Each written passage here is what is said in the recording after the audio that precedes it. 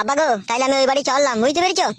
আর আমার বাড়িতে মাঝে মধ্যে যাবা, তোমার এই ছোট বৌমা আদা দিয়ে লাল চা করে দেবে, একটু খেয়ে ঠান্ডাটা সারিয়ে আসবা, বুঝতে পেরেছো আব্বা? বাপ ফচকি রে, তোকে ছেড়ে আমি কোনোদিনও থাকিনি রে, তুই ওই বাড়ি চলে যাবি?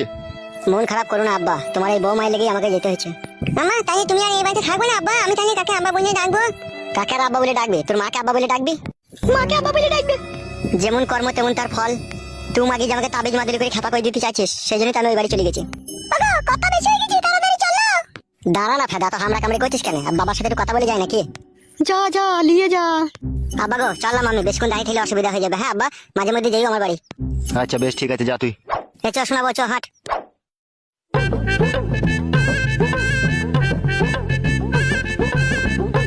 মানুষের মতো কাজটা করলে তো তুমি। দেখ নারকেল বেগম, যা হয়ে গেছে তা তো আর ফিরবে না, বল।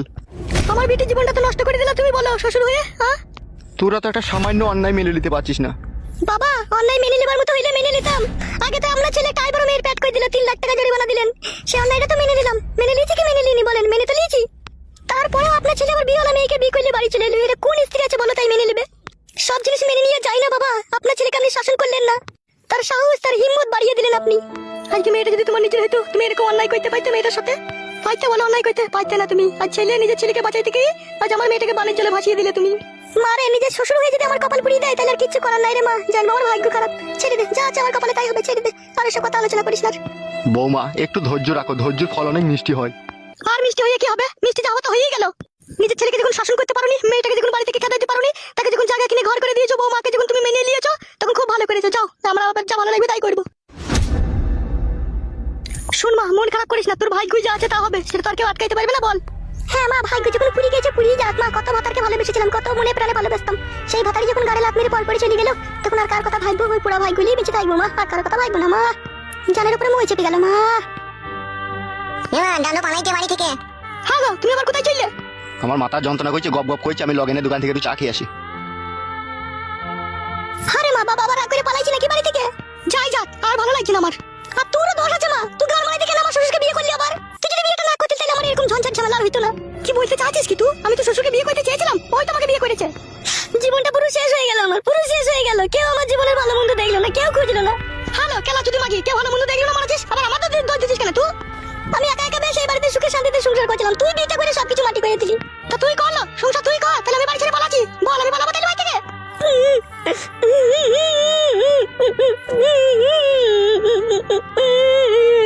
হ্যালো, তা কাঁদছিস কেন তুই এরকম করে?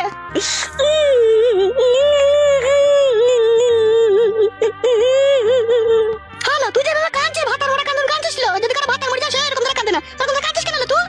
ওই রকম মাঙে ছোড়া মাংমুখ ভাতার রাস্তায় গড়াগড়ি মারছিল, ওলে তোকে কাল থেকে আমি ফুল পারমিশন দিতে বলো। ভালো ভালো ছুড়াকে ঘরে এনে ভরবিলো, তোর মনের আশা মিটিয়ে দিবিলো। কাঁদিস না লো।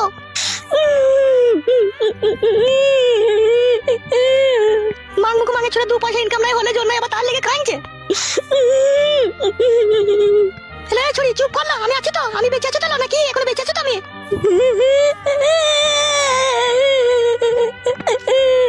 হলো, রাস্তায় ভালো ভালো হ্যান্ডসাম আইবড় ছেলে ঘুরে বেড়াইছিল, তুই ওরা কাঁদছিস? ভালো মা, আমি এই কদিন থেকে ওকে আমি অনেক ভালোবেসে ফেলেছি। আগে আমি ওকে একটু ভালোবাসতাম না, এই কদিন থেকে আমি ওকে মনে প্রাণে ভালোবেসেছি। আমি ভাবতেও পারিনি ও আমাকে এইভাবে কষ্ট দিবে। আগে আমি ওকে ভালোই বাসতাম না, কিন্তু এই কিছুদিন থেকে আমি ওকে ভালোবেসেছি আর ও আমার সাথে এরকম করলো। হৃদয়টা পুড়ে গেছে আমার। আমার ভালো লাগছে না, আমার ওকেই ভালো লাগছে। একবার উঠ মা, ওইখান থেকে একবার উঠ, আমার কাছে একটা কথা শুন। কি বল বল, কি বলবি বল। ওই কালো কুকুর ওই মস্তান ছোড়াটাকে একবার আমার কাছে ডেকে আনতে পারবি?